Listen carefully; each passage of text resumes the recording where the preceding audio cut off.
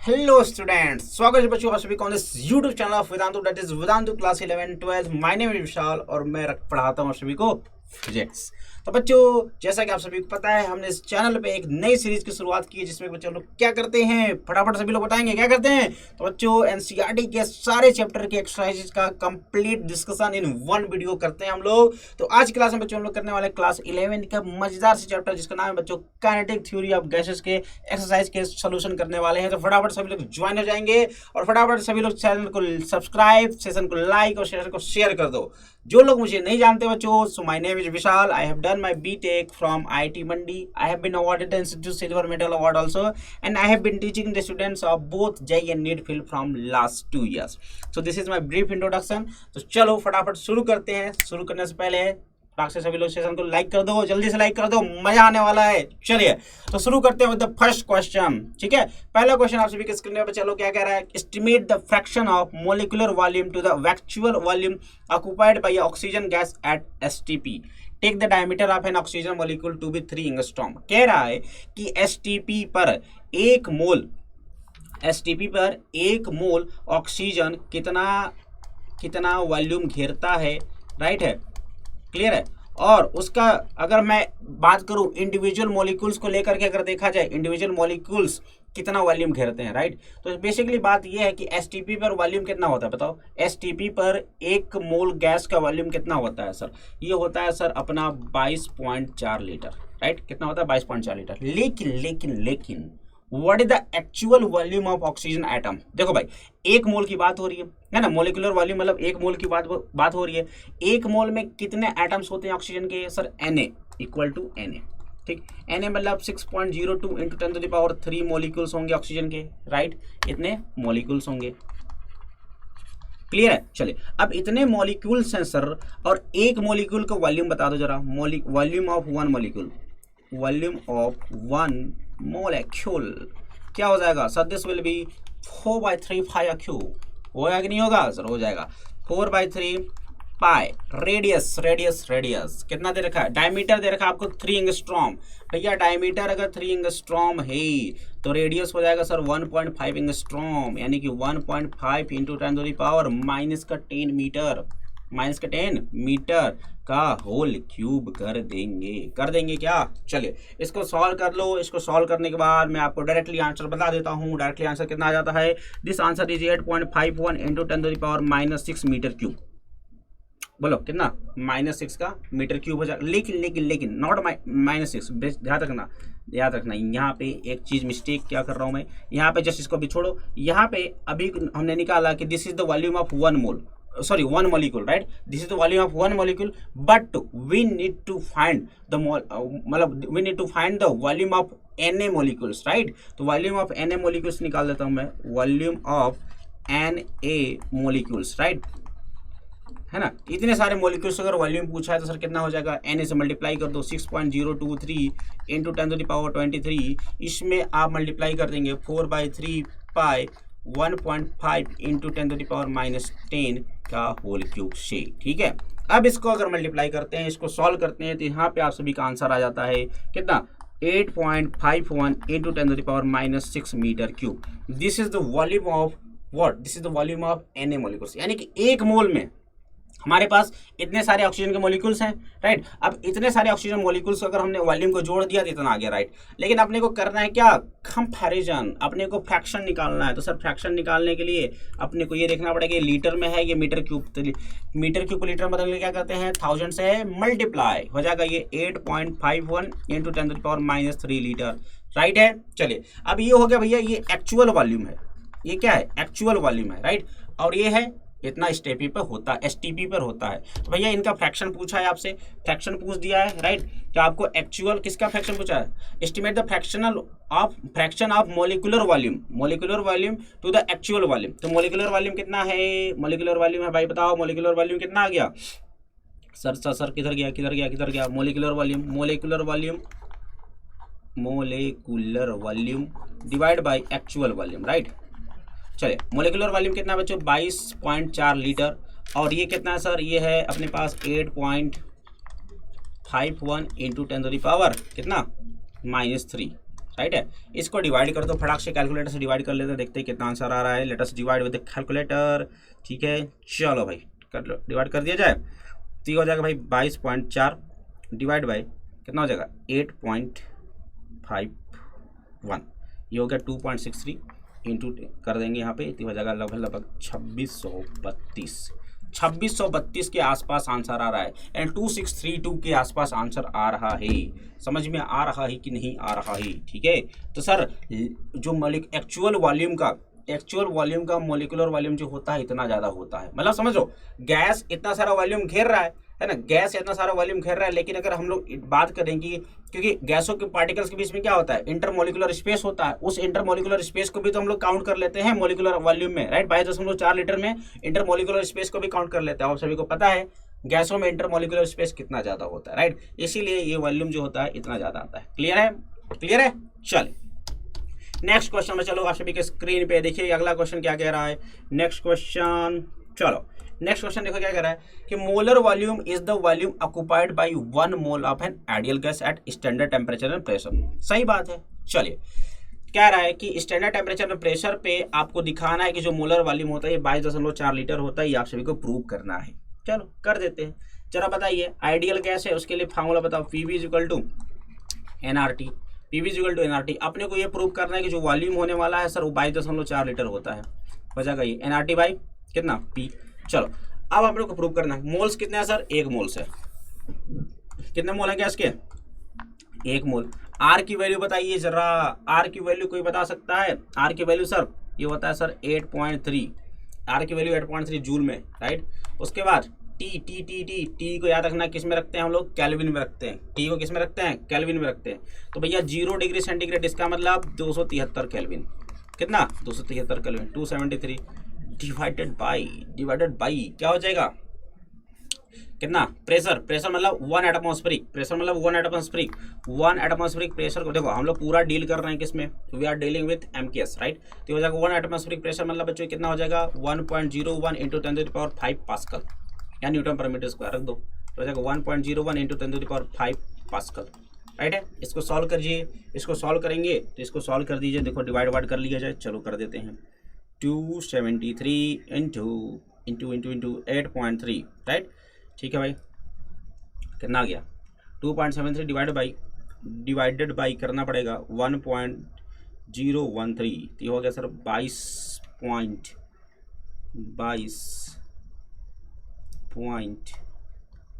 मतलब 22.4 है ना, 22.4 इंटू 10⁻, है ना, 2240 इंटू 10⁻, कितना हो जाएगा, ये हो जाएगा सर -5। ठीक है, अब ये जो आंसर आएगा this answer will be in metre cube, this answer will be in metre cube, right. तो इसको सॉल्व देखो, इसका मतलब ये 10⁻⁵ है, मतलब बच्चों लोग अपने को देखो लीटर में प्रूव करना है। लीटर में कैसे प्रूव करेंगे सर, ये मीटर क्यूब में आ गया, लीटर में चेंज करने के लिए क्या करेंगे 1000 से मल्टीप्लाई कर देंगे सर, कर दो तो हो जाएगा 2240 इंटू 10⁻⁻5 में 10⁻³ से मल्टीप्लाई करने का, this will convert into litre, यानी कि 10⁻2 बच जाएगा, तो हो जाएगा सर 22.4 लीटर, है ना। प्रूव हो गया क्या, प्रूव सर हो तो गया, आसान सा सवाल था, प्रूव करना था। प्रूव करने वाले सवाल तो बहुत आसान होते हैं सर, हमें पता होता है क्या करना है, ठीक हो, तो हम किसी तरीके से ला देते हैं। क्लियर है। चलो तो ये हो गया भाई, कर सकते हैं क्या, स्टैंडर्ड टेम्परेचर एंड प्रेशर मतलब स्टैंडर्ड टेम्परेचर मतलब 0 degree centigrade, right. 0 degree centigrade मतलब 273 केल्विन, याद रखना। स्टैंडर्ड टेम्परेचर मतलब 0 डिग्री सेंटीग्रेड यानी 273 केल्विन। स्टैंडर्ड प्रेशर मतलब 1 एटमॉस्फेरिक प्रेशर, जो कि इतना बराबर होता है। चलो next question on your screen. अगला क्वेश्चन देखिए क्या कह रहा है, अगला क्वेश्चन जिसमें बहुत सारे पार्ट्स हैं, देखो क्या कह रहा है। पहला क्वेश्चन आप सभी के स्क्रीन पे बच्चा लोग देखो क्या कह रहा है। सर कह रहा है कि 22.8 वाले फिगर में, यानी इस फिगर में प्लॉट ऑफ PV/T, भाई PV/T वर्सेस P ग्राफ दिया गया है, खतरनाक ग्राफ है।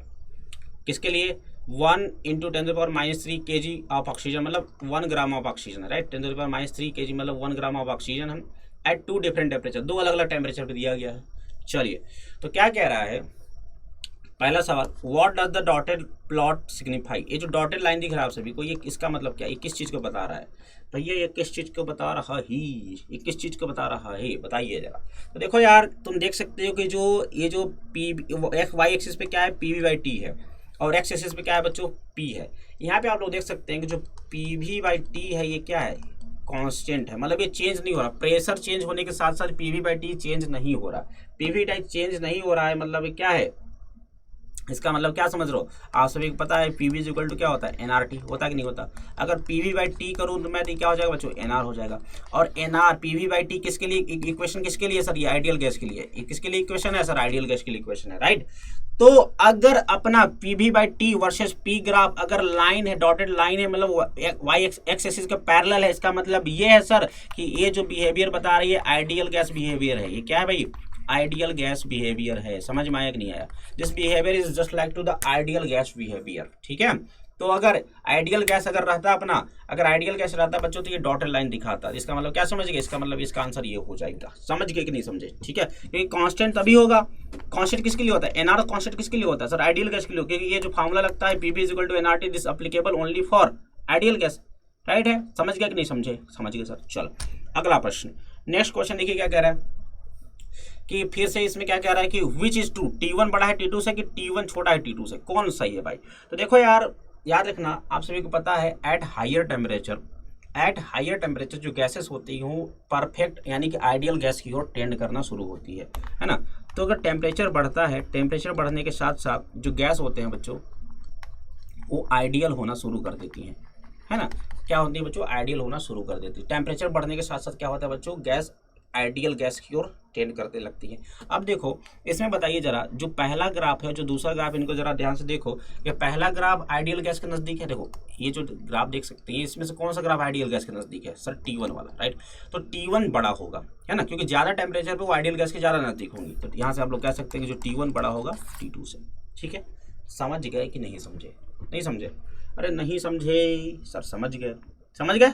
चलो आगे चला, नेक्स्ट क्वेश्चन देखो क्या कह रहा है, सी पार्ट क्या कह रहा है, सी पार्ट देखो क्या कह रहा है कि what is the value of PV by T where the curve meet on the Y axis. ठीक है भाई, जब ठीक है, जब कर्व मीट करते हैं वाई एक्सिस पे, वाई एक्सिस पे जब कर्व मीट करते हैं जैसे यहाँ पर, है ना, तो कह रहा है कि what is the value of PV by T. भाई जब पीवी बाई टी अगर यहाँ मीट कर रहा है मतलब ये जो पर्टिकुलर पॉइंट है ये आइडियल गैस के लिए भी तो सेम ही रहता है, आइडियल गैस के लिए भी सेम ही रहता है। तो सर जो पी वी बाई टी होगा ये बेसिकली क्या होगा सर, एन आर के बराबर होगा, क्योंकि इस पॉइंट पे चाहे वो आइडियल गैस हो चाहे कोई भी गैस हो, आइडियल गैस हो चाहे कोई भी गैस हो, उसके लिए P V by T N R के बराबर होगा कि नहीं होगा, होगा। चलो निकाल लो, एन एन मतलब क्या, मोल्स, मोल्स मतलब बच्चों मास अपॉन में मोलिकुलर मास इंटू आर। मास कितना दे रखा है बच्चों 1 ग्राम, 1 मोलिकुलर मास ऑक्सीजन का भैया 32 इंटू आर बताइए, आर बताओ, आर हो जाएगा सर अपने पास, आर कितना हो जाएगा बताइए, आर हो जाएगा अपने पास 8.31। ठीक है, इसको सॉल्व कर दिया जाए, तो हो जाएगा 8.31 डिवाइड बाई 32 दिया जाएगा बच्चों लगभग 0.26, कितना आ गया 0.26, ये आ जाएगा जूल पर केल्विन, 0.26 जूल पर kelvin. This is the correct answer. मजा आया कि नहीं आया, ठीक है, कर सकते हैं। देखो एनसीईआरटी के अगर क्लास 11 के क्वेश्चन की अगर मैं बात करूं बच्चों तो बहुत तगड़े क्वेश्चन होते हैं, मतलब ब्रेन स्टॉर्म, मतलब दिमाग को खोल देता है। अगर एक्सरसाइज कर लिए ना यार तो मतलब क्लास 12 मतलब तुमको थोड़ा सा आसान लगने लगा, क्योंकि क्लास 12 लिटरली थोड़ा सा आसान है उसका फिजिक्स, मैं बता रहा हूँ, ठीक है। लेकिन क्लास 11 के फिजिक्स थोड़ा सा टफ रहता है, चाहे वो जेई की बात करो, चाहे नीट की बात करो, चाहे तुम ऐसे बोर्ड में हो, है ना। तो अगर क्लास 11 अगर तुमने मजबूत कर लिया, वैसे कोई करता नहीं है, 80% बच्चे क्या करते हैं क्लास 11 को हवा में लेकर चलते हैं, इसलिए उसकी वजह से क्लास 12 भी बर्बाद हो जाता है उनका। तुम गलती मत करना, तुम सही जगह पे आ चुके हो भाई, भले तुम नवंबर में आए हो लेकिन सही जगह पे आ चुके हो, ठीक है। चलो तो करना भाई, चलो चलते हैं हम लोग अगले प्रश्न की ओर। देखिए क्या कह रहा है आप सभी के स्क्रीन पे बच्चा लोग, देखो क्या कह रहा है, if we obtain similar plots for 1 × 10⁻³ kg of hydrogen would we get the same value of PV by T at the, अच्छा उसी क्वेश्चन का पार्ट है भाई, ठीक है, उसी क्वेश्चन का पार्ट है। कह रहा है कि if you obtain similar plot for hydrogen gas के लिए would we get the same value of PV by T at the point where the curves meet on the Y axis. भैया PV by T जो है ये क्या था, NR के बराबर था। नंबर ऑफ मोल्स क्या होता है सर, मास अपॉन में मोलिकुलर मास इंटू आर। भैया अगर मास अगर आप भले बराबर ले रहे हो लेकिन उसका मोलिकुलर मास तो अलग है ना, हाइड्रोजन का मोलिकुलर मास अगर हाइड्रोजन का अगर अलग है तो क्या पी वी बाई टी की वैल्यू सेम कभी हो सकता है, नहीं हो सकता है, जिसका आंसर हो जाएगा नो, ठीक है। चलिए, if not what mass of hydrogen yield the same value, अगर बराबर नहीं है तो हाइड्रोजन के कितना मास बराबर आंसर लाएगा, ठीक है। तो उसके लिए हम लोग मान लिया m मास की जरूरत है, हाइड्रोजन का ये होगा 2.02 इंटू 8.31।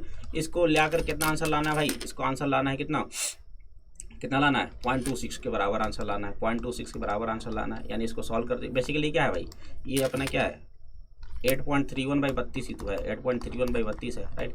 इसको काट दो तो लगभग 2 से इसको काट दो, लगभग 16, लगभग मैं बता रहा हूँ लगभग कितना, लगभग आप लोग देख सकते हैं कि इसका आंसर कितना आ जाएगा, लगभग सही है ना, 2 से यानी 1/16 हो जाएगा राइट, 1/16 हो जाएगा, 1/16 ग्राम। 1/16 को अगर डिवाइड कर देते हैं हम लोग 1/16 करते हैं तो कितना आ जाएगा सर, ये आ जाएगा लगभग 0.0625। अगर 2.02 है वैसे तो 32 में 2.02 से डिवाइड कीजिए, ये आ जाएगा 15.8। ठीक है, कैलकुलेटर है तो एग्जैक्ट ही कर लेते हैं राइट, कैलकुलेटर है तो एग्जैक्ट ही कर लो यार। कितना हो जाएगा ये 15.84 हो जाएगा। अब 1 में 15.84 से डिवाइड कर दो, 1 में 15.84 से डिवाइड कर देंगे तो आ जाएगा लगभग 0.063 कितना ग्राम। ठीक है, 0.063 ग्राम अगर हाइड्रोजन आप लोग लेते हैं तब जा करके आपका काम हो पाएगा। समझ गए, इतना अगर आप हाइड्रोजन लेते हैं तब जा करके आप सभी का आंसर आ जाएगा।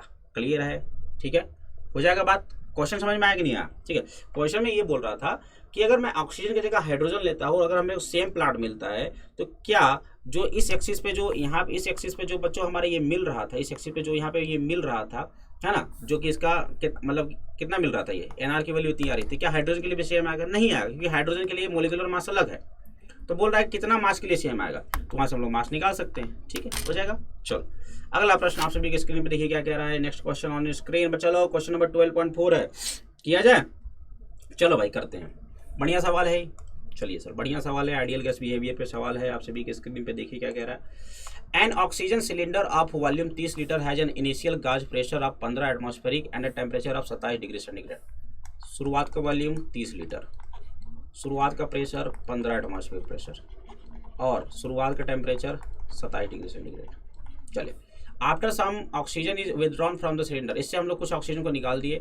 The gauge pressure drops to, बाद में प्रेशर हो गया 1180 एटमॉस्फेरिक प्रेशर और टेम्परेचर जो हो गया ये कितना हो गया भाई 17 डिग्री सेंटीग्रेड हो गया, लेकिन वॉल्यूम तो सेम ही रहेगा ना भैया। सिलेंडर में से ऑक्सीजन निकाल रहे हो तो ऑक्सीजन तो पूरा सिलेंडर में ही फैला रहेगा, समझ लो, ऑक्सीजन तो पूरा सिलेंडर में फैला रहेगा, तो ऑक्सीजन का तो वॉल्यूम तो उतना ही रहेगा ना, सिलेंडर का वॉल्यूम बराबर कितना हो जाएगा 30 लीटर ही रहेगा राइट। तो कह रहा है कि estimate the mass of oxygen that is taken out, तो कितना आपने ऑक्सीजन निकाला उसको निकालना। ठीक है, चलिए तो भैया ऑक्सीजन का मास निकालना है तो कैसे निकाल सकते हैं। देखो शुरुआत में आप सभी को दे रखा है PV is equal to NRT, आप सभी को पता है क्या। ठीक है, तो शुरुआत में देख लो कि कितना मोल्स है, शुरुआत में कितने मोल्स है, बाद में कितने मोल्स है राइट। तो देखो शुरुआत का मोल हो जाएगा बच्चों P1V1/R × T1 हो जाएगा। चलिए, प्रेशर कितना है ज़रा बताइए, प्रेशर कितना है भाई। प्रेशर है अपने पास 15 एटमॉस्फेरिक है तो इसको चेंज करना पड़ेगा आप सभी को 1.013 × 10⁵ पास्कल में। वॉल्यूम है 30 लीटर, इसको भी चेंज करना पड़ेगा मीटर क्यूब में 10⁻³ डिवाइड बाई आर की वैल्यू 8.31 और टेम्परेचर को भैया केल्विन में लेना पड़ेगा, यानी हो जाएगा 27 में 273 जोड़ेंगे 300 हो जाएगा। ठीक, ये हो जाएगा नंबर ऑफ मोल्स, ये क्या हो जाएगा बच्चों नंबर ऑफ मोल्स हो जाएगा। इसको सॉल्व कर देंगे 10 बार में चला जाएगा है ना, और इधर उधर सबको सॉल्व कर दो तो लगभग मोल आ जाएगा आप सभी का 18.3, कितना आ जाएगा 18.3 मोल्स। ठीक है, चलिए तो शुरुआत में मोल्स इतने थे हमारे पास, शुरुआत में मोल्स थे कितने, इतने थे। ठीक, बाद में देखिए मोल्स, बाद में आप कितना मोल्स बचे तो यहाँ से निकाल लीजिए N2 is equal to P2 मतलब 11 × 10⁻11 इंटू एटमॉस्फेरिक प्रेशर है ना, तो इसको पास्कल में बदलने के लिए क्या करेंगे, इसको करेंगे सर पास्कल में बदलने के लिए 1.013 × 10⁵ पास्कल। वॉल्यूम तो 30 लीटर ही रहेगा, यानी 30 × 10⁻³ मीटर क्यूब राइट। आर की वैल्यू 8.31 और टेम्परेचर हो जाएगा 17 मतलब 273 में जोड़ देंगे तो हो जाएगा 290 राइट। इसको सॉल्व करते तो इसका आंसर आ जाएगा आप सभी के लिए 13.9, कितना आ गया 13.9 मोल्स। शुरुआत में मोल्स इतना था, बाद में मोल्स इतना हो गया, तो कितना मोल में चेंज हो गया, मोल में कितना चेंज हो गया भैया, change in the moles, change in moles निकाल लीजिए। ये हो जाएगा सर शुरुआत में था हमारे पास 18.3, बाद में हो गया 13.9, घटाओ 13 में से 9 हो जाएगा 4, 17 में से 3, 17 में से 13 जाएगा तो क्या 4, यानी 4.4 मोल्स। 4.4 मोल्स कितने भाई 4.4 मोल्स हो गए। ठीक है, अब आपको पूछा है कितना ऑक्सीजन का मास पूछ रखा है, मास, तो मोल्स 4.4 में 32 से मल्टीप्लाई कर दीजिए तो ये हो जाएगा मास ऑफ ऑक्सीजन, राइट। तो ये हो जाएगा 4.4 इंटू 32 करो भाई, कितना आ जाएगा 4.4 इंटू 32 कर देंगे तो ये आ जाएगा लगभग हमारे पास 140.8 ग्राम या फिर 0.1408 kg। समझ में आया कि नहीं आया? समझ में आ गया, ठीक है। तो आपने इतना ऑक्सीजन आपने यहाँ से निकाला था, लगभग 140 ग्राम आपने ऑक्सीजन निकाला था या फिर 141 ग्राम आपने ऑक्सीजन निकाला था, है ना। तब जा करके आपका जो प्रेशर हो गया वो कितना आ गया, प्रेशर जो हो गया बच्चों कितना ड्रॉप हो गया, 15 से 11 एटमॉस्फेयर पे आ गया और टेम्परेचर इतना से इतना पे आ गया। समझ में आ गया तो लाइक कर दो वीडियो को, शेयर कर दो वीडियो को, ठीक है। चलो चलते हम लोग अगले प्रश्न की ओर आप सभी के स्क्रीन पे। अगला प्रश्न, चलिए बहुत ही अच्छा प्रश्न है, बहुत ही शानदार से प्रश्न है, किया जाए एवरीवन, किया जाए। चलिए क्या रहा है कि an air bubble of volume 1 centimeter cube rises from the bottom of a lake 40 meter deep at a temperature of 12 degree centigrade. To what volume does it grow when it reaches to the surface? भाई सब बहुत ही practical question है कि नहीं है, देखो, है ना। तो देखो क्या रहा है कि एक झील है, क्या है, एक झील है, झील है। झील में हमारे पास क्या है, झील में हमारे पास क्या होगा बताओ सर? झील में हमारे पास पेट्रोल रहता है। क्या रहता है झील में सर? हमारे पास पेट्रोल रहता है। होता है क्या? नहीं भाई, पानी रहता है, ठीक है। तो झील में हो गया पानी, और झील में हो गया पानी, और पानी की गहराई कितनी है 40 मीटर, ठीक। तो क्या कह रहा है कि यहाँ पे हमारे पास एक इसके बॉटम में एक बबल है, बॉटम में एक बबल है, ठीक, जिसका भी वॉल्यूम दे दिया आप सभी को कितना 1 सेंटीमीटर क्यूब, ठीक है। बबल है जिसका वॉल्यूम कितना 1 सेंटीमीटर क्यूब है, ठीक है। और इसका टेम्परेचर कितना है, टेम्परेचर अभी है हमारे पास 12 डिग्री सेंटीग्रेड, ठीक है। चलिए, to what volume does it grow when it reaches to the surface which is at 35 degree centigrade. जब ये सरफेस पे आता है, जब ये बबल सरफेस पे आता है तो सरफेस का टेम्परेचर है कितना 35 डिग्री सेंटीग्रेड। तो ये फैल करके कितना बड़ा हो जाएगा, यही पूछा है बस, इसका वॉल्यूम पूछ दिया। समझे कि नहीं समझे? चलो क्लियर है बात। चलो अब बात बिल्कुल सही भी है सर, बात बिल्कुल सही भी है। क्यों सर? बात इसलिए सही है क्योंकि नीचे देखो प्रेशर लग रहा है, नीचे प्रेशर लग रहा है, ठीक है, और ऊपर प्रेशर, मतलब इस पानी का प्रेशर एच रोजी जाता है, नहीं जानते हुए पानी का प्रेशर एच रोजी लग रहा होगा, नहीं लग रहा होगा, लग रहा होगा, राइट।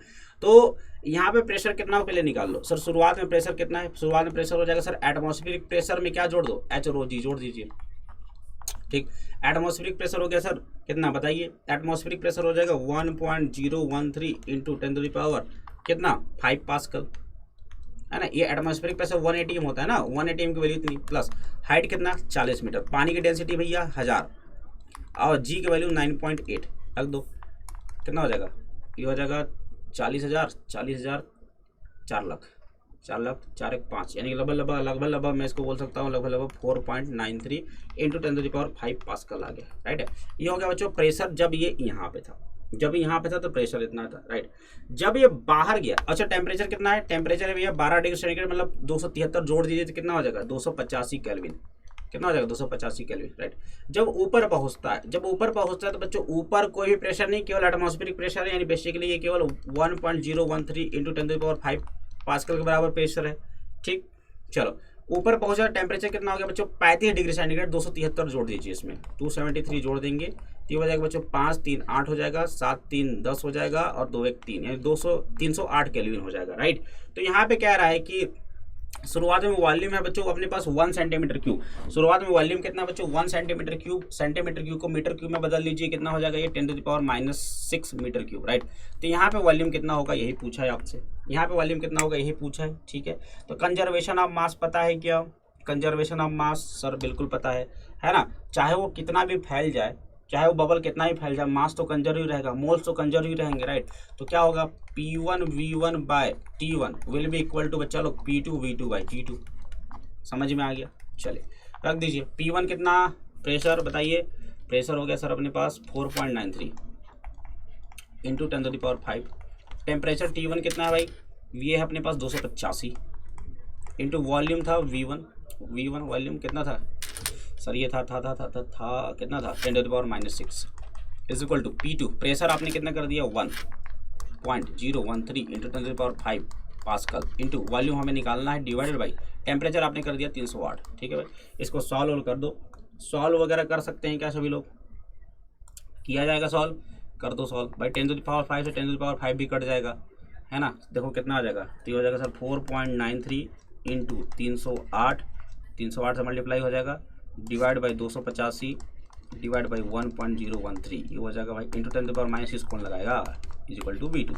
चलो भाई गुणा करो, 308 into 4.93 divided by 285 divided by 1.013, ये आ गया बच्चों कितना 5.3 इंटू 10⁻⁻6 मीटर क्यूब, या फिर V2 इज इक्वल टू कितना ले सकते हैं 5.3 सेंटीमीटर क्यूब। ठीक है, तो लगभग देख सकते हो तुम 5.3 सेंटीमीटर क्यूब इसका वॉल्यूम हो जाएगा जब वो ऊपर पहुंच जाएगा। तो क्लियर है, बढ़िया सवाल था गिरी था सर, बहुत ही अच्छा सवाल था। ठीक है, चला जाए अगले प्रश्न की ओर। चलिए sir, towards the next question on your screen 12.6। मजा आ रहा है तो सेशन को लाइक करना मत भूलना यार, कर देना। ठीक है, चलो एस्टिमेट द टोटल नंबर, क्या कह रहा है, estimate the total number of air molecules, total number of air molecules पूछ रहा है inclusive of oxygen, nitrogen, water vapour and other constituent. मतलब एयर में जितने भी कॉन्स्टिट्यूएंट्स होते हैं, ऑक्सीजन ले लो, नाइट्रोजन ले लो, कार्बन डाइऑक्साइड ले लो, वाटर वेपर ले लो, जो भी होते हैं सब कुछ मिला करके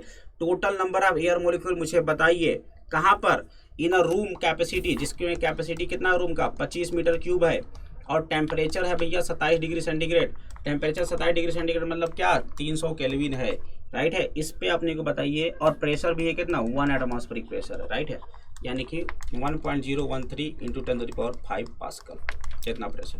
ठीक, चला बताइए मुझे, है ना, मुझे क्या बताना है, total number of air molecules बताना है। जरा बताओ मुझे, PV इक्वल टू क्या NRT होता है sir, PV equal to NRT होता तो है, PV इक्वल टू NRT को क्या लिखा जा सकता है बताओ सर। इसको हम लोग लिख सकते हैं क्या, NR को हम लोग लिख सकते हैं capital N into Boltzmann constant KB into T।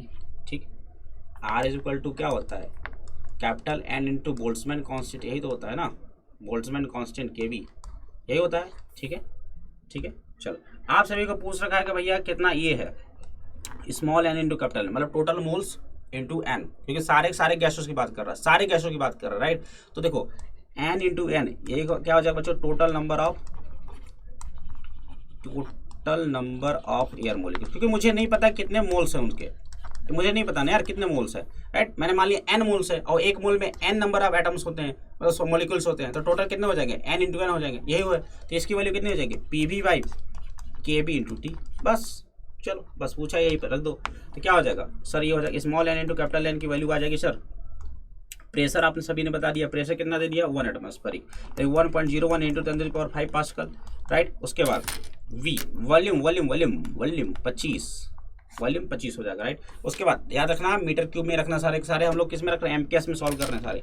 KB Boltzmann constant की वैल्यू क्या सभी को पता है 1.38 इंटू 10⁻⁻³ होता है, पता है सभी को ना। चलो उसके बाद क्या कह रहा है, उसके बाद टेम्परेचर कितना 300 केल्विन, 25 से कितने बार में कट जाएगा ये, 25 से कम 25 और 25 दूना 50, 12 बार में चला जाएगा। तो देखो कितना हो जाएगा ये 1.01 इंटू 1.38 इंटू 12, और ऊपर चला जाएगा बच्चों तो ये हो जाएगा 28, राइट। डिवाइड कर दीजिए 1.01 डिवाइड बाई 1.38 डिवाइड बाई 12, है ना। तो ये आ गया बच्चों अपने पास 6.1 इंटू 10⁻26। इतने नंबर ऑफ एयर मॉलिक्यूल होते हैं। अगर आपसे अब देखो, अब आपको तो कंडीशन दे दिया, अगर आपसे कभी भी अगर ऐसा पूछ दे, मतलब देखो कितना ही, मतलब समझ सकते हो कितना प्रैक्टिकल सवाल है ये। भैया एक घर है, इस घर का कैपेसिटी इतना, मतलब इस घर का वॉल्यूम इतना, लंबाई गुणे चौड़ाई गुणे ऊंचाई से निकाल लेना, टेम्परेचर तो पता होता ही है तुमको, मोबाइल में देख लेना यार टेम्परेचर कितना चल रहा है, और प्रेशर एक एटमॉस्फेरिक प्रेशर होता है। तुम बता सकते हो कि इस रूम में कितने गैस, मतलब कितने मॉलिक्यूल्स हैं एयर के। समझ लो बात को, कितना बढ़िया सवाल है कि नहीं। चलो चला जाए अगले प्रश्न की ओर। ठीक है, चलिए next question on your screen, estimate the average thermal energy of a helium atom. Helium atom का एवरेज थर्मल एनर्जी निकालिए at room temperature 27 degree centigrade. चलो भाई, तो यार बताइए एवरेज थर्मल एनर्जी का जो फार्मूला होता है सर क्या होता है, ये होता है सर 3/2 kT, बस 3/2 kT। तो शुरुआत में कह रहा है कि जब टेम्परेचर अपना कितना है, रूम टेम्परेचर यानी 27 डिग्री सेंटीग्रेड, यानी कि 300 केल्विन, इस पे एनर्जी कितना हो जाएगा 3/2 Boltzmann constant 1.38 into 10⁻⁻23 into temperature हो गया 300, राइट। चलिए इसको सॉल्व कर दीजिए, कितना आ जाएगा इसको सॉल्व करेंगे तो लगभग 300/2 करेंगे तो 150, 150 इंटू 3 450, 450 इंटू 1.38 कर लो, 450 इंटू 1.38 कर लिया तो ये आ जाएगा 621, यानी हो जाएगा ये 6.21 इंटू 10⁻⁻21 जूल। ठीक है, इतना जूल हो जाएगा, राइट। चलिए दूसरा क्वेश्चन कब निकालिए, सूरज के सरफेस वाला टेम्परेचर यानी 600 केल्विन पे निकालना भाई। तो वहाँ पे एनर्जी कितना हो जाएगा 3/2 1.38 इंटू 10⁻⁻23 और टेम्परेचर कितना है 6000 केल्विन है, राइट। इसको सॉल्व कर दीजिए तो हो जाएगा 3000 9 इंटू 9.3 9 इंटू 1.38 कर देंगे तो आ जाएगा 12.12, कितना हो जाएगा 12.4 इंटू 10⁻⁻20 या फिर 1.24 इंटू 10⁻⁻19 जूल हो जाएगा। ठीक है, इतना मतलब इतना हो जाएगा कब, जब 6000 केल्विन रहेगा तब इसकी एवरेज थर्मल एनर्जी इतनी रहेगी, राइट। और तीसरा क्या कह रहा है कि जब 10 मिलियन केल्विन, समझ लो 10 मिलियन केल्विन में भाई E = 3/2 K 1.38 इंटू 10⁻23 10 मिलियन में 6 यानी हो जाएगा 10⁻7। इसको सॉल्व कर दीजिए, कितना आंसर आ जाएगा, ये आ जाएगा 2.1 इंटू 10⁻⁻16 जूल। ठीक है, मतलब आप देख सकते हैं कि टेम्परेचर बढ़ाने पर ये -21 है, -19 है और ये कितना होगा -16, यानी टेम्परेचर बढ़ाने पे एनर्जी कितना बढ़ जा रहा है, समझ में आ गया। तो टेम्परेचर बढ़ाने पे याद रखना काइनेटिक एनर्जी जो होती है वो बढ़ जाती है, ठीक है, जो कि एवरेज थर्मल एनर्जी होता है। क्लियर है भाई, क्लियर है। चलो अगले प्रश्न की ओर। अगला प्रश्न आप सभी के स्क्रीन पे बच्चा लोग, बढ़िया सवाल है। चलिए, कह रहा है कि 3 वेसल ऑफ इक्वल कैपेसिटीज, सबकी कैपेसिटी बराबर है, have gases at the same temperature and pressure. भैया प्रेशर और टेम्परेचर भी बराबर है। पहले वेसल में जो गैस है भैया नियॉन है, दूसरे में है क्या क्लोरीन, तीसरे में है क्या हेक्सा, क्या है थर्ड कंटेन्स यूरेनियम हेक्साफ्लोराइड।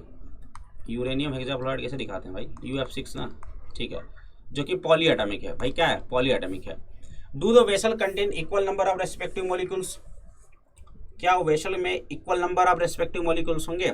चलो बताइए भैया, आप सभी को पता है PV = क्या होता है nRT, N = हो जाएगा PV/RT। कह रहा है कि प्रेशर बराबर है, वॉल्यूम भी बराबर है ना, R तो कांस्टेंट है, टेम्परेचर भी बराबर है। तो अगर सारी चीज़ें बराबर हैं तो सबका नंबर ऑफ मोल्स बराबर होगा, नंबर ऑफ मोल्स बराबर तो नंबर ऑफ मॉलिक्यूल्स भी बराबर। तो यस, मॉलिक्यूल्स क्या होंगे बराबर होंगे, ठीक। उसके बाद is the root mean square speed of the molecules the same in the 3 cases, if not in which case VRMS is largest. क्या RMS वैल्यू सभी के लिए कांस्टेंट होगा और नहीं तो किसके लिए सबसे बड़ा होगा। जरा बताओ मुझे VRMS का फार्मूला क्या होता है, जरा जल्दी बताएंगे। VRMS का फार्मूला जल्दी बताइए मुझे, जल्दी बताइए, बहुत फेमस फार्मूला है। क्या होता है ये सर, ये होता है 3RT/M। क्या होता है 3RT/M, यानी कि जिसके लिए जो कैपिटल M है ज़्यादा है, जिसका कैपिटल M ज़्यादा उसका VRMS सबसे कम, जिसके लिए जिसका लिए आपको मैक्सिमम पूछ रखा है ना, मतलब किसके लिए ज़्यादा होगा, तो जिसके लिए M मोलिकुलर मास जिसके लिए सबसे कम होगा, किसके लिए सबसे कम है भाई, नियॉन के लिए, नियॉन के लिए सबसे कम है, नियॉन के लिए सबसे कम है, तो नियॉन का VRMS क्या होगा सबसे ज़्यादा हो जाएगा, यानी कि आंसर क्या हो जाएगा नियॉन। आया कि नहीं आया समझ लो, बस सिंपल सी बात है। यूरेनियम हेक्साफ्लोराइड का भाई साहब मोलिकुलर मास कितना बड़ा हो जाएगा भाई साहब, है ना, समझ में आ रहा कि नहीं आ रहा, क्लियर है। तो ये हो गया अपना क्वेश्चन नंबर 8। आगे चलते हैं क्वेश्चन नंबर 9 की ओर। क्वेश्चन नंबर 9 आप सभी के स्क्रीन पे देखो क्या कह रहा है कि एट व्हाट टेम्परेचर, किस टेम्परेचर पर, पहले तो मैं अपना टेम्परेचर बढ़ा लेता हूँ, ठंडा लगने लगा, ठीक है। चले, कह रहा है कि at what temperature is the root mean square speed of an atom in an argon gas cylinder equal to the RMS speed of, root mean square speed of किसका, एक atom in an argon gas cylinder equal to the RMS speed of helium gas at -20 degree centigrade. Atomic mass of argon इतना है और helium इतना है, ठीक है भाई, समझ गए। चलो तो देखो क्या कह रहा है, आप सभी लोग ध्यान से देखेंगे कि किस टेम्परेचर पे रूट मीन स्क्वायर स्पीड दोनों का बराबर है, यानी कि VRMS पहले का और VRMS दूसरे का बराबर होगा, ठीक है। VRMS का फॉर्मूला बताओ सर, ये होता है √3RT1/M1 is equal to √3RT2/M2। Square कर काट को पीट दो तो T1/M1 is equal to T2/M2, समझ गए। चलिए, तो कह रहा है कि किस टेम्परेचर पे root mean square speed of an atom in an argon gas cylinder equal to the RMS speed of helium gas at root temperature. ठीक है, तो आर्गन गैस जो है, आर्गन गैस का आप सभी को ये दे रखा है, मोलिकुलर मास कितना दे रखा है 39.9, टेम्परेचर कितना है इसका पूछा है, कितना हो जाएगा M1 कितना हो जाएगा 39.9 हो जाएगा, is equal to T2 temperature इसका हीलियम का कितना है भाई -20, 273 में से 20 घटा दे कितना हो जाएगा सर, ये हो जाएगा 253 अपन में M2 इतना हो गया, तो T1 निकल जाएगा क्या बताओ भाई, T1 निकाल देंगे सर, निकाल देंगे 253 इंटू लगभग 40 मान लो इसको यार भाई, 4 कितना हो जाएगा 2530 के आसपास आंसर आ जाएगा, 2530 केल्विन के आसपास आंसर आ जाएगा। ठीक है, हो जाएगा, कर लेंगे, चले वैसे कर लेना, कैलकुलेटर होगा तो कर लेना, अदरवाइज मैंने अप्रॉक्स मार दिया इसको 40 के आसपास, तो इतना आंसर आ जाएगा। हो जाएगा कि नहीं हो पाएगा, हो जाएगा सर, हो जाएगा। चलो अगला question, last question on your screen, इस पर्टिकुलर चैप्टर का लास्ट क्वेश्चन है आप सभी के स्क्रीन पे, देखिए क्या कह रहा है, estimate the mean free path and collision frequency. Mean free path निकालना है, क्या निकालना है, मीन फ्री पाथ निकालना है और कोलिजन फ्रीक्वेंसी भी निकालना है। ठीक है, कोलिजन फ्रीक्वेंसी भी निकालना है और मीन फ्री पाथ निकालना है ना, of a nitrogen molecule in a cylinder containing nitrogen eight 2 atmosphere pressure. Pressure है कितना 2 इंटू 1.013 इंटू 10⁵ पास्कल। ठीक है, टेम्परेचर है 17 डिग्री सेंटीग्रेड यानी कि 290 kelvin. Take the radius of nitrogen molecule to be रफली 1 angstrom, R is equal to 1 angstrom मतलब sir 10⁻10 metre. उसके बाद compare the collision time with the time of molecule moves freely between 2 successive collisions. ठीक है, उसके बाद इस time को मीन फ्री पाथ और कोलिजन फ्रीक्वेंसी और इस टाइम को आपको कंपेरिजन करना है कि compare the collision time with the time the molecule moves freely between 2 successive collision, है ना। तो कोलिजन टाइम को कंपेयर करना है कि 2 सक्सेसिव कोलिजन के बीच में कितना टाइम लगाती है मॉलिक्यूल मूव करने में। ठीक है, चलो तो भैया सबसे पहले आप लोग क्या करेंगे, आप सभी को क्या निकालना है, आप सभी को निकालना है कि number of molecules per unit volume निकाल लीजिए। Number of molecules per unit volume निकाल लो, यहाँ से आपका सभी का काम हो जाएगा। ठीक है, number of molecules per unit volume निकाल लीजिए, तब जाकर के आप पता कर पाएंगे कि कितने मॉलिक्यूल्स हैं इस गिवन वॉल्यूम में, है ना भाई। गिवन वॉल्यूम में कितना मॉलिक्यूल्स है तब तो जाकर के आपका काम हो पाएगा ना भाई। क्लियर है, समझ में आ रहा नहीं आ रहा। ठीक है, तो निकाल लिया जाए। चलो तो n की वैल्यू बताइए जरा, n की वैल्यू क्या हो जाएगा सर, n की वैल्यू हो जाएगी सर बेसिकली n की वैल्यू क्या हो जाएगा, n की वैल्यू जो स्मॉल n है या फिर क्या है जो बच्चों ये यहाँ सॉरी कोई बात नहीं, चलो लिखा है क्या अपने को दे दिया है, प्रेशर दे दिया बच्चों कितना 2 एटमॉस्फेरिक 2 इंटू 1.01 इंटू 10⁵ पास्कल, और टेम्परेचर फटाक से लिख देंगे कितना हो जाएगा, ये 290 केल्विन हो जाएगा, है ना। ठीक है ना, और उसके बाद रेडियस दे दिया आपने को 1 एंगस्ट्रॉम दे दिया है। ठीक है, चलो सबसे पहले मीन फ्री पाथ निकालो, बाद में बात करते हैं। मीन फ्री पाथ का फार्मूला सभी को पता है क्या, मीन फ्री पाथ का फार्मूला सभी को पता है सर, बिल्कुल पता है, क्या होता है 1/√2 पाई n d²। ठीक, ये फार्मूला होता है मीन फ्री पाथ का। अब यहाँ पे चाहिए आपको n, अब यहाँ पे चाहिए n क्या होता है sir, number of molecules per unit volume, number of molecules per unit volume यही तो होता है ना। ठीक है, तो n की वैल्यू तो एवोगाड्रो नंबर 6.023 पता है, वॉल्यूम निकाल लीजिए। वॉल्यूम कैसे निकालेंगे, वॉल्यूम ऐसे निकाल लेंगे, यहाँ से गिवन कंडीशन से निकाला जा सकता है, ऐसा निकाल सकते हैं। ठीक है, निकालो जरा, क्या हो जाएगा, PV इज इक्वल टू क्या रखेंगे, nRT रखेंगे, PV is equal to nRT रख देंगे। चलिए यहाँ से वॉल्यूम निकाल लो, ये हो जाएगा सर nRT/P। हम लोग 1 मोल की बात कर रहे हैं, कितने की बात कर रहे हैं, 1 मोल गैस की केवल बात कर रहे हैं, 1 मोल गैस के लिए n हो जाएगा 1। चलो R की वैल्यू बताओ, R की वैल्यू सर 8.3, टेम्परेचर कितना है sir 290 kelvin, divide by pressure है sir 2 into 1.01 into 10⁵ pascal, right. इसको सॉल्व कर देंगे तो वॉल्यूम निकल के आ जाएगा अपने कितना, वॉल्यूम निकल के आ जाएगा भाई अपने पास 1.189 into 10⁻⁻² metre cube. This is the volume, right, this is the volume. उसके बाद number of molecules per unit volume निकाल लीजिए। हम लोग 1 मोल की बात कर रहे हैं, तो 1 मोल के लिए नंबर ऑफ, ये जो स्मॉल है निकलेगा, ये मोल नहीं है भाई, ये है number of molecules per unit volume. क्या है ये, number of molecules per unit volume है, राइट। ये क्या है, स्मॉल है, इसकी वैल्यू कितनी हो जाएगी, कैपिटल N/V। क्या हो जाएगा, कैपिटल N/V हो जाएगा। ठीक है, तो ये हो जाएगा कितना 6.023 इंटू 10⁻23, राइट, डिवाइड बाई कितना हो जाएगा 1.189 इंटू 10⁻² मीटर क्यूब। राइट। इसको सॉल्व कर दीजिए, तो इसको सॉल्व करने के बाद ये आ जाता है बच्चों आपके पास 5.06 इंटू 10⁻23 और 2 25 हो जाएगा। ठीक है, ये हो जाएगा बच्चों पर मीटर क्यूब। इतने मॉलिक्यूल्स हैं पर मीटर क्यूब में, इतने मॉलिक्यूल्स हैं भाई पर मीटर क्यूब में, राइट है। चलिए अब आप सभी लोग इसमें यहाँ पे आ जाइए, इस फार्मूले में आ जाइए। लैम्डा का फार्मूला होता है 1/√2। ठीक है, number of molecules per unit वाले हमने निकाल लिया, कितना निकाल लिया, पाई की वैल्यू 3.14 रख दो, इंटू इसकी वैल्यू कितनी हो जाएगी, इसकी वैल्यू हो जाएगी सर अपने पास कितना, एन की वैल्यू, एन किधर गया, एन सर ये हो गया 5.06 इंटू 10⁻25, राइट है। चलो और उसके बाद डायमीटर कितना है, डायमीटर है सर 2 एंगस्ट्रॉम, राइट, का होल स्क्वायर। ठीक है, इसको सॉल्व कर दीजिए, इसको सॉल्व करके मैंने रख रखा है, तो इसका आंसर आएगा 1.1 इंटू 10⁻⁻7 मीटर। ठीक है, ये हमने इसको सॉल्व कर दिया। ठीक है, चलो तो ये हो गया बच्चों, मीन फ्री पाथ हमारा निकल गया 1.1 इंटू 10⁻⁻7। एक मिनट बच्चों, थोड़ा सा बस 1 मिनट वेट करना, मैं चार्ज में लगा लेता हूँ इसको, 1 मिनट बस।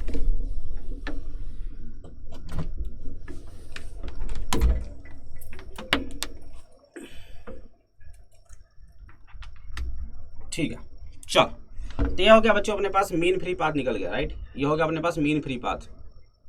ठीक, lambda is mean free path निकल जाता है, यानी कि दो टक्करों के बीच का जो एवरेज डिस्टेंस होता है इतना होता है। ठीक है, उसके बाद देखिए क्या कह रहा है, आप सभी को निकालना है कि कोलिजन फ्रीक्वेंसी क्या होता है, कोलिजन फ्रीक्वेंसी है ना, कोलिजन फ्रीक्वेंसी हमने निकाल लिया। क्या कोलिजन फ्रीक्वेंसी निकालने के लिए अपने क्या चाहिए, है ना, चलो निकालते हैं कोलिजन फ्रीक्वेंसी। सबसे पहले ये मीन फ्री पाथ है, लैम्डा निकल गया। कोलिजन फ्रीक्वेंसी निकालने के लिए अपने को स्पीड पता होना चाहिए। स्पीड क्या होता है, रूट मीन स्क्वायर स्पीड होता है, VRMS निकाल लो, ये हो जाएगा सर 3RT/m। ठीक है, 3 8.31। टेम्परेचर कितना है, टेम्परेचर अपने पास 290, इसका ये कितना हो जाता है बच्चों 28 हो जाता है। इसको सॉल्व कर देंगे, इसको सॉल्व करके मैंने रख रखा है, कितना आंसर ये, अच्छा ये 28 है ना, 28 मॉलिक्यूलर मास 28 है, कितना हो जाएगा 3 इंटू 8.31 इंटू 290 डिवाइड बाई 28, और ये हो जाएगा अपना VRMS।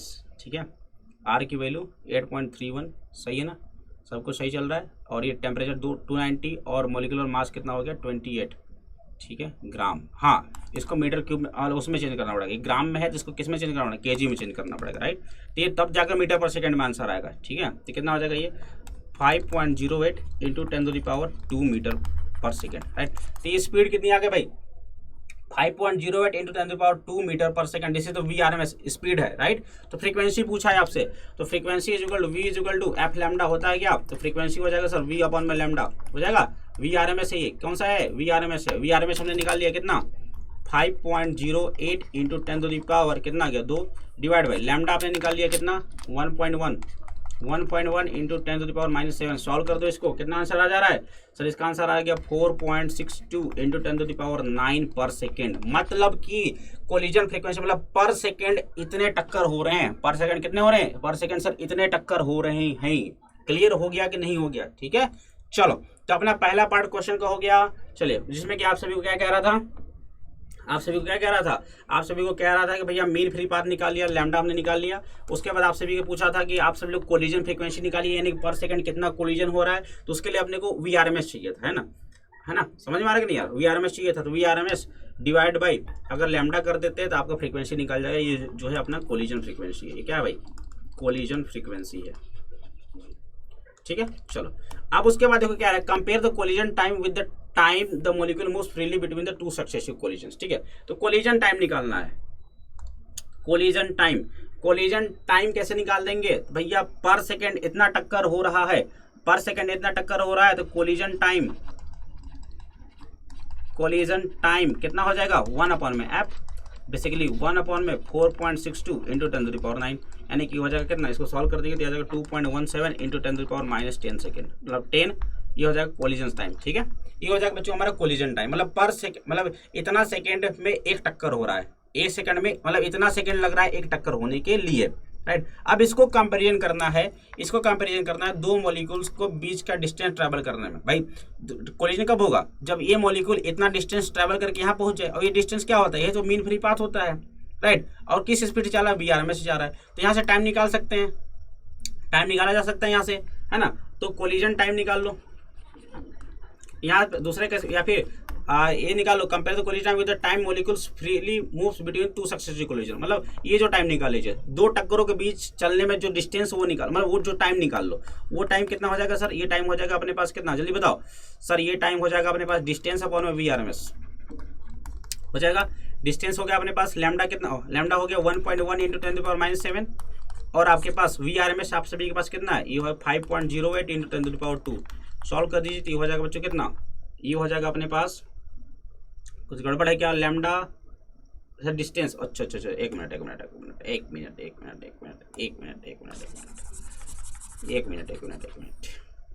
यहाँ पे हम लोग लैम्डा नहीं रखते बच्चों, यहाँ पे हम लोग डायमीटर रखते हैं। क्या रखते हैं? डायमीटर, है ना।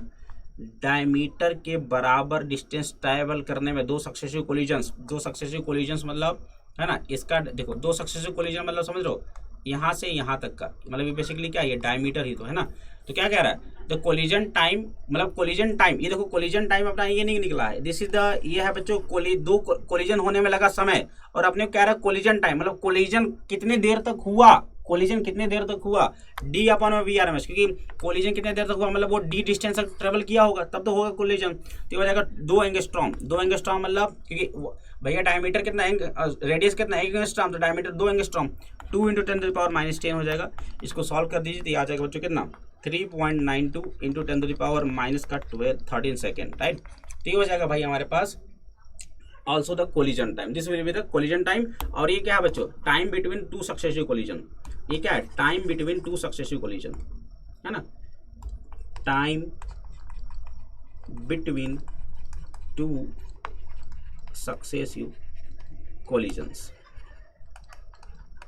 ठीक है। चलो, तो ये था बच्चों सवाल। मैं फिर से समझा दूं तो सवाल में क्या रहा था? सवाल में ये कह रहा था भैया कि हमारे पास एक नाइट्रोजन मॉलिक्यूल है, हाँ, नाइट्रोजन मॉलिक्यूल के बारे में बात हो रही है। आपको क्या करना है? 1 मोल नाइट्रोजन मॉलिक्यूल के गैस लेने हैं, उसका आपको मीन फ्री पाथ निकालना है, यानी दो टक्करों के बीच की दूरी निकालना है, और कोलिजन फ्रीक्वेंसी निकालना है, मतलब पर सेकंड कितना कोलिजन हो रहा है। उसके बाद आपको कोलिजन टाइम को कोलिजन टाइम मतलब सर कितने देर तक वो टक्कर हुआ, टक्कर कितने देर तक हुआ है ना, उसको कंपेयर करना है कि दो मॉलिक्यूल्स के बीच का सक्सेसिव टाइम, मतलब दो मॉलिक्यूल के बीच सक्सेसिव कोलिजन के बीच में कितना टाइम लग रहा है उससे कंपेयर करता है, ठीक है। तो मीन फ्री पाथ आपसे पूछा था, लैम्डा होता है 1/√2 पाई ND², जहाँ n जो होता है बच्चों number of molecules per unit volume होता है। n क्या होता है? Number of molecules per unit volume होता है। तो सर ये होता है कि हमने 1 मोल बात की थी, 1 मोल में कितने molecules, capital N divide by कितना वॉल्यूम हो गया, ठीक है। ये हो गया number of molecules per unit volume. उसके बाद D डायमीटर हो गया, डायमीटर मतलब 2 इंटू R कर देंगे। डायमीटर मतलब क्या हो जाएगा भाई? डायमीटर मतलब क्या हो जाएगा बताओ? डायमीटर मतलब रेडियस का डबल हो जाएगा, ठीक। तो ये सब निकाल लिया आपने, यहाँ से आप लोग ये निकाल लिया है ना, यहाँ से वॉल्यूम निकाल लिया, यहाँ से स्मॉल n निकाल लिया, और यहाँ से लैम्डा में रख दिया तो लैम्डा आ गया अपने पास इतना। उसके बाद आप सभी को पूछा था कि भैया कोलिजन फ्रीक्वेंसी मतलब कि 1 सेकंड में कितना टक्कर हो रहा है वो निकालना। तो उसके लिए आप सभी को स्पीड पता होना चाहिए, VRMS स्पीड। तो VRMS स्पीड आपने निकाल लिया यहाँ से, है ना। याद रखिएगा इसको ग्राम को किलोग्राम में चेंज करना पड़ेगा, तब जाकर के मीटर पर सेकंड में आंसर आएगा, क्योंकि हमने सारा डेटा किसमें रख रखा है? इसमें रख रखा है, ठीक है। चलो, अब उसके बाद कोलिजन फ्रीक्वेंसी जो होगा वो F = VRMS अपन में लैम्डा हो जाएगा। यहाँ से कोलिजन फ्रीक्वेंसी निकाल लिया, ठीक है, यानी कि पर सेकंड इतना कोलिजन हो रहे हैं। तो उसके बाद दो सक्सेसिव टक्करों के बीच का समय, है ना, तो क्या हो जाएगा? 1 फ्रीक्वेंसी हो जाएगा, जो कि इतना आ जाएगा। और आपसे पूछा जाएगा कोलिजन टाइम कितने देर तो कोलिजन हुआ था, D/VRMS, तो हो जाएगा इतना। क्लियर है? हो जाएगा क्या? तो यहाँ पे खत्म होता है बच्चों आप सभी का total of 10 question of KTG, है ना। बहुत बढ़िया सवाल थे, इसमें बढ़िया कैलकुलेशन भी था। अगर उन कैलकुलेशन को बच्चों अगर हाथ से आप कैलकुलेट करते हो, मेंटली कैलकुलेट करते हो, सॉल्व करके कोशिश करते हो, तो मैं गारंटी बता रहा हूँ क्लास 11 के NCERT हो तुम सॉल्व कर दो ना यार, खुद से सॉल्व कर दो, पक्का बता रहा हूँ। इतना तगड़ा लेवल का कॉन्फिडेंस आएगा कि मतलब क्लास 12 तो हवा में उड़ा दोगे, और क्लास 12 और क्लास 11 अगर मिल गया तो भैया JEE में निकाल के आ जाओगे, ठीक है। तो भैया इसी तरीके से सेशन को फॉलो करते रहो, मज़ा जरूर आने वाला है। और चैनल को सब्सक्राइब करना मत भूलना, चैनल को please kindly subscribe the channel for such type of more videos, ठीक है। और चैनल को लाइक और मतलब सेशन को लाइक करना मत भूलना, सेशन को लाइक भी कर देना, सेशन को शेयर भी कर देना। तो मिलते हैं हम लोग बच्चों नेक्स्ट चैप्टर में, तब तक के लिए बाय बाय, टेक केयर, पढ़ते रहें।